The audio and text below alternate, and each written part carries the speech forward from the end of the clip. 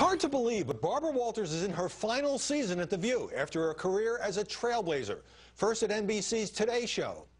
Then at ABC as the first female network co-anchor, co-host of 2020, countless specials, and a woman who's interviewed presidents and prime ministers and every celebrity on the planet, just about.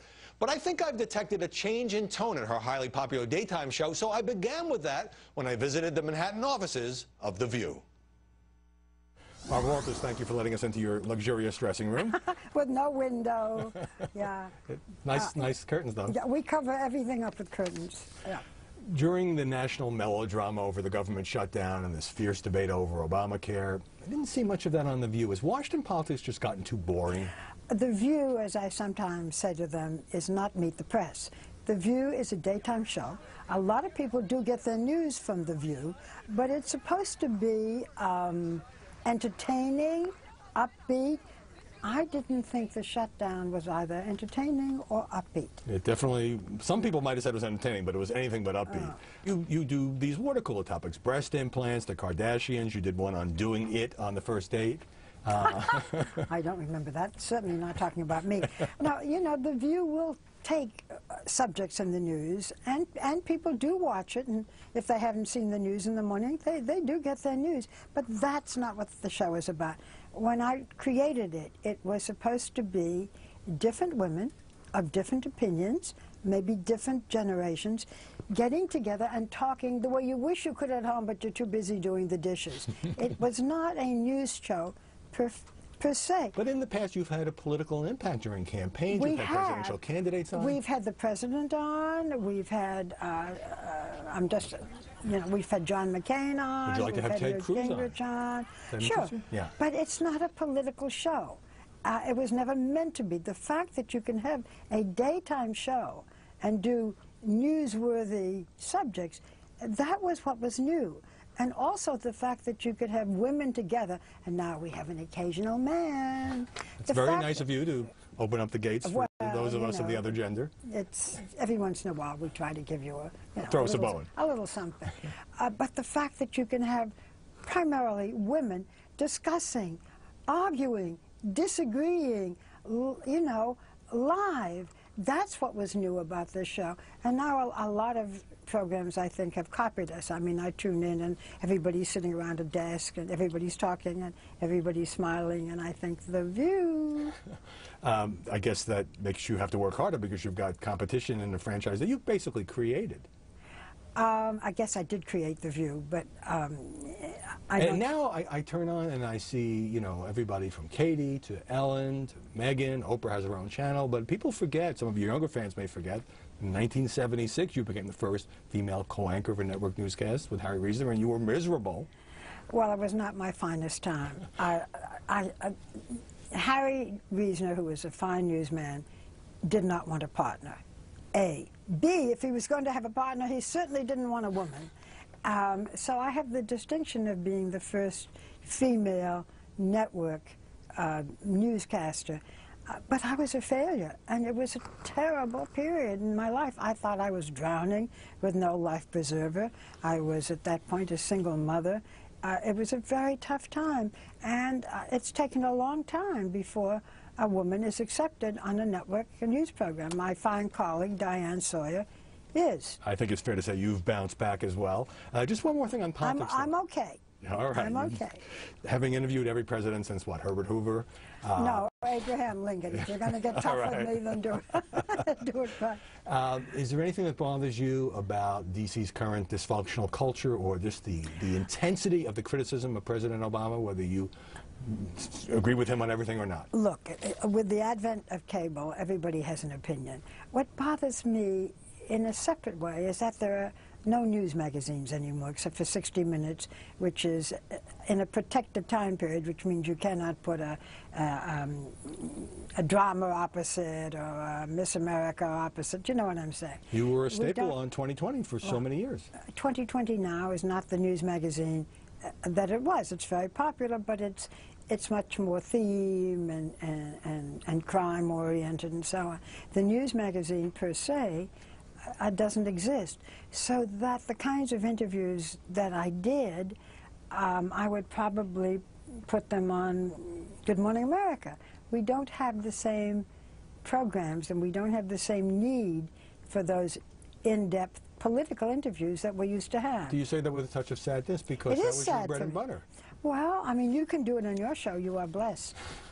But is one of the reasons that you decided to move on from 2020 because it wasn't the same show? And none of the shows are the same. Well, I shouldn't say that, but many of the shows it is why are less political. Yeah, I had done 2020 for 25 years, and I did feel that from what I wanted to do, it was not the same show. And I have The View, which gives me the opportunity to give opinions and do news stories. I've been on television forever, and I love it, but I'm not going to do it forever. I'm going to save that for the kicker. I wondered when it was going to come up. You've had some turnover this season with Joy Behar and Elizabeth Hasselbeck moving on, new panelists. Is it hard to create a new ensemble because so much of your program depends on chemistry? The chemistry now is good. The chemistry is different. Jenny McCarthy, I think, brings such light and fun to the show. I was watching one morning when you said to Jenny McCarthy, you brighten up the show, we love having you on, and it seemed to me like you were responding to some of the criticism out there that maybe she's not connecting with the audience. Well, I think the criticism about her was unfair, and it was criticism that had to do with very personal views. Her views, I mean, she's made no secret of advocating for the view that most scientists do not believe that childhood vaccines cause autism. You think that that's at the root of the criticism of her? I think it was at the root of some of the criticism. It's not a subject that we have discussed on The View.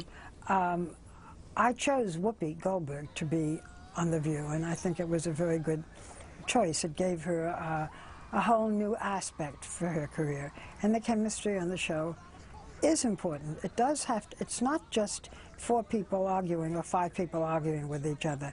It's the difference in the views and the difference in the things that we feel deeply about. And I'm very proud of the show. I think that it was new. Now it's being copied. That's great. But it still is, it has its own distinction. But is it a challenge for you when a Rosie O'Donnell or a Joy Behar leaves and you have to kind of reinvent it with a new season? Each one had its own place. When I wanted Whoopi, and I did, there were people who said, no, she's not going to be right, and we should have so-and-so and so-and-so. So you take a chance. And I'm very proud of the fact that it did all work out. And I think we've been a little daring. We started, as I remember, with Meredith Vieira, and I think it helped to make Meredith a wonderful star that she is. The View has been the bouncing off point for a lot of people. Joy Behar is no longer on the program, but Joy has a whole career in stand-up. We have Sherry Shepherd on now. I think she's absolutely wonderful. Elizabeth Hasselbeck left us. Now she's on Fox, you know. Yeah. So I'm very proud of the people that, I mean, I didn't create them. Did I help to launch them? Yeah, and that makes me feel good. You're like a Broadway producer. No, you know what? I have always been a big booster of other women. I've always worked with other women, and if I have any legacy, that's it. And I'm very proud of that. All right, I said I was going to save this for the end. So you've announced to the world that this is your last season. Was that related to some of the health problems you were having earlier? No, my health is absolutely fine. We're happy to hear that. No, and that was, the operation that I had was, what, 2 years ago or something? And then I had chickenpox after that. Yeah. At my age, that was pretty silly to have chickenpox. I want to leave while you still want to interview me. I want to leave. I will always want to interview you. I want to leave while people say, you know, we will miss her. I don't want to be on so long that they say, is she still on? And you sort of have to know when to go. This doesn't mean that I won't maybe produce something. This doesn't mean that I will never do a television show. But I just felt it was time. I have no regrets about that. I feel okay about that. So it's not that it was becoming a grind. You still love to do it. But I'm thinking, you know, come the spring, you're going to be having so much fun, and you're going to say, well, maybe one more season.